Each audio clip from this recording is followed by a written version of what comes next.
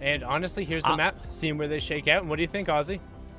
I'm just happy it wasn't me is all I was going to say. I didn't drop out so far. I'm still hanging strong. It happens to the best of us. But yes, we're shooting back into one of those POIs that is going to shape up the tournament massively as Scoped goes down. Scoped going down 96th in game 1. He's lost the fight for Grotto.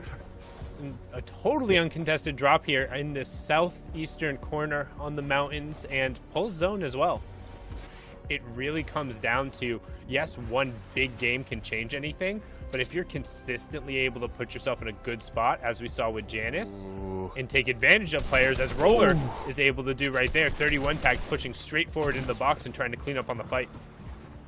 Yeah, really good damage there. Opens up the fight with some heavy shots. Takes him down to Whites. Oh, takes him out of the game. Shaz is out of here. SF Roller, the winner of week 2, has put himself on the board nice and early, and he picks up Meowscles' rifle. So, fair bit of damage, as you saw there, lying in wait with that AR. He's now got one of the best ARs in the game to do it with.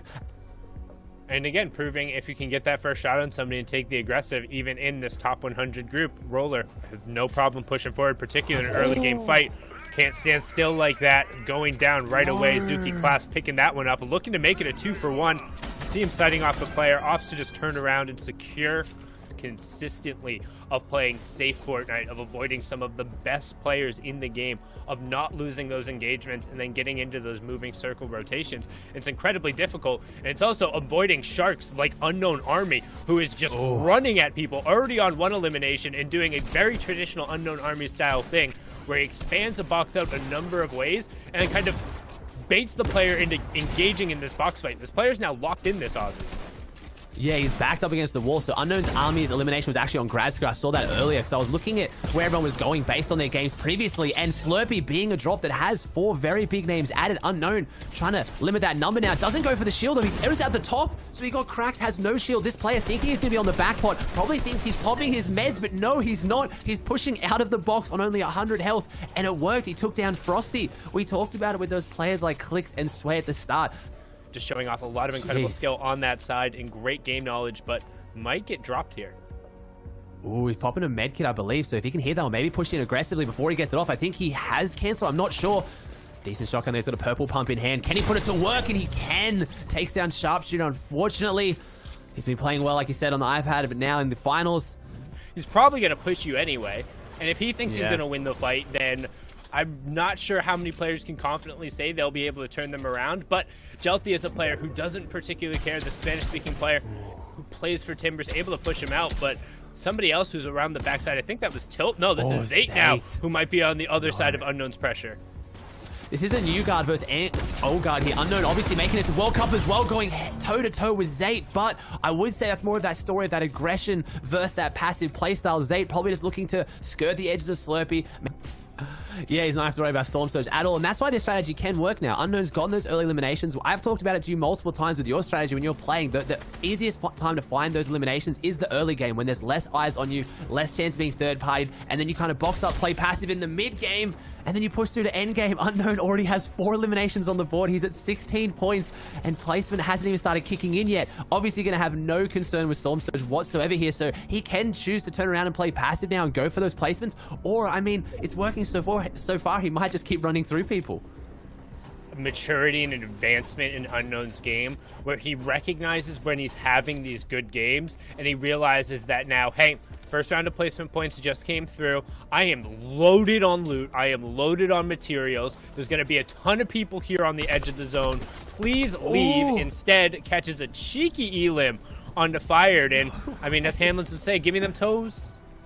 Since everyone's kind of been pulled towards the southeast corner, Unknown taking out a solid percentage of the lobby and forcing us down to 68 players remaining as we see Perplexity take out all L2, no IQ, as he gets caught on the edge of the storm rotating. So unless you're able to get a refresher, you can see him kind of hanging out towards the end. He got Av up on top there. God Pump, which is Saf, is taking it right back to Unknown. He says, how dare you eliminate my duo partner? Give me the Clay special. Straight forward with the harpoon gun. In his face with the attack. God Pump. No, it's a God Rare Tactical Shotgun as Saf takes down 2 back-to-back. Unknown Army, that is the danger you play with. We talked about wanting to see a little bit more maturity, a little more kind of poise when you're set in that stacked loot, and instead the veteran Saf makes it pay. But you have another Timbers player kind of lurking, trying to catch him as he rotates out.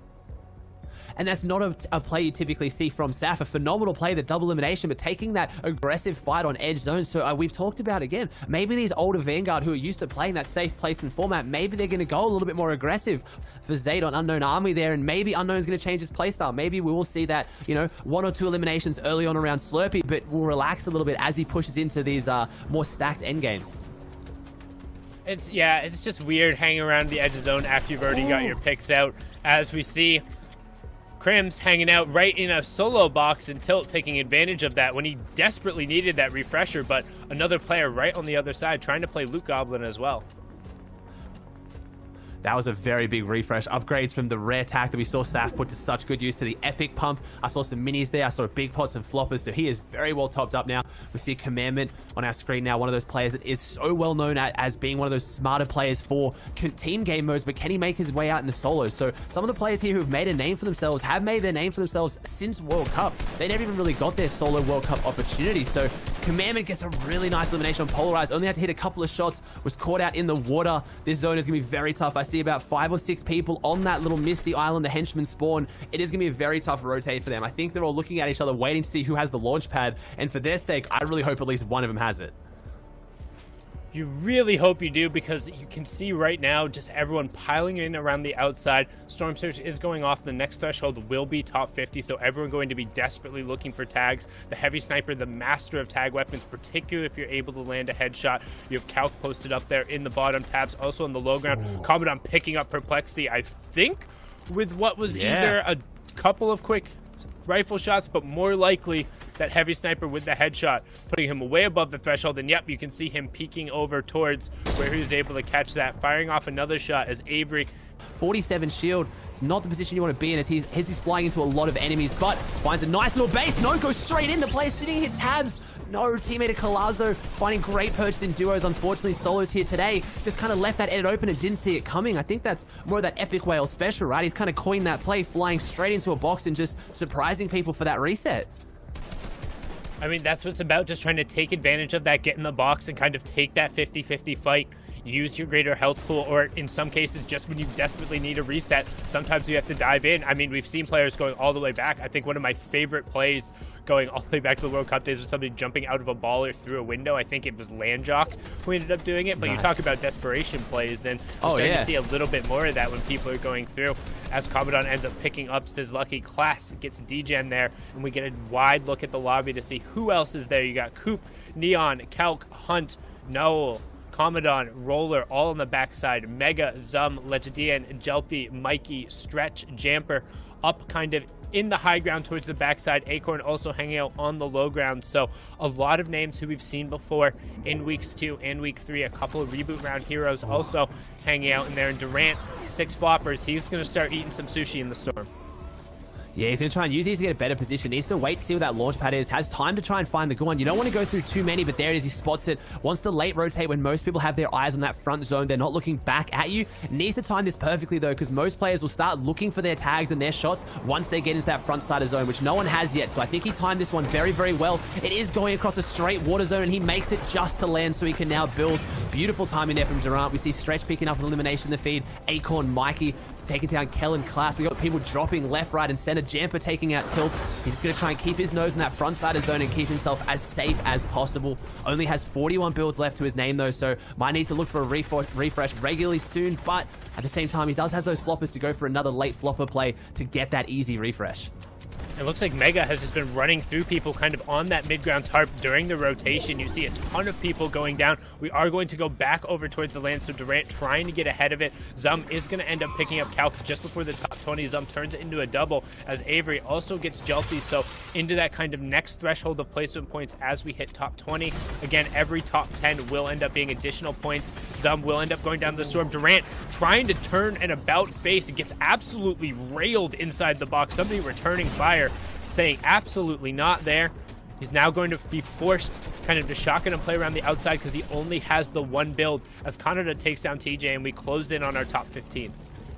Yeah, we're talking about old guard versus new. I saw Mega take down Furious there, so that was a very old guard versus the new. And then, oh, good angle here for Durant. He gets one elimination. Can he get the second? Trying to find it, misses the pump shot. Unfortunately, toe-to-toe doesn't miss the second. That's Roller who's gone down. So we have Roller and Furious both having phenomenal performances in the other weeks, but struggling today. Just make it inside top 20. Kalazo goes down, who qualified on the 20th place yesterday, having his first taste of endgame here in the FNCS finals. 5 players alive. Durant on the low ground, struggling, trying to find an angle on someone to make something happen. He's got a little bit of a breather to try and get these minis off. Has a lot of loot next to him, but not a lot of white meds that I can see. We have Neon on the high ground, Kanata looking healthy, Mikey and Durant. We also have Stretch above that. We talked about consistency. Stretch has been one of the most consistent solo players through all the weeks leading up to this, and it's showing here today. They've made it into top 5 with the current FNCS solo scoring format. Any person who goes down, and we might see another one shortly, you are going to gain more placement points. Neon trying to use this grapple to get above him, but Stretch doing such a good job to just keep dropping those cones, place as many builds as he can to block it off. And here we go. Neon sees his opportunity, but no, Stretch is ready for it again, and Neon is full sending it on Stretch. He's not going to be happy about this. He eventually takes it. Only has 21 builds left though. Stretch forced to go down, eventually concedes the high ground, gives it up to Neon, and now he's out installment, needs to start putting some pressure because Stretch is not giving this one up easily. Yeah, but Stretch will end up falling there, unable to catch himself, running out of builds. Just the constant pressure from Neon in the grappler, wearing thin, making it a question of economy, and the double refreshes coming through gives him 33 builds when he had 3 previously, plus the grapple, plus Sky's assault rifle, plus the high ground, and 200 effective HP. There is absolutely no way Neon should not take this away from Mikey. Mikey now trying to play around and just rat on the low ground, looking for an opportunity, but as long as Neon just chills, he should be able to win this match. Like, there's no way you should drop this. Yeah, he's got 6 eliminations on the board. A phenomenal start for him. So he's going to have very high points. He's got epic tack in hand. Sky's AR, but you can't count it out. Player on the low ground probably has something in the back pocket. Maybe has a few mats left as well, but solid shotgun shot could maybe end this. It's 100-100. It's a tall ask. Can he do it? Neon trying to push his way through. Takes the edits, but goes around and takes the high ground. Maybe he's lost his advantage here. Maybe we spoke too soon. The grappler coming out, but it being blocked off again. The 1v1 situation's breaking out. Neon trying to find his way up, trying to find any angle he can. He goes back around. 15 builds left to his name. Wrapping. He's gone down to only 10 health, and he does. He gets in on Mikey. 10 health is all he needed. He timed it to perfection, but Sundown, he brought that closer than what he thought he was going to. Mikey almost wins it. Right there toward the end of the game, we'll see he's actually in 3rd place. Ooh. Durant there, who was right there at the tiebreakers as well. But look, someone else, Kalazo. We interviewed him like last week, and he was like, hey, I'm not that great a solo player.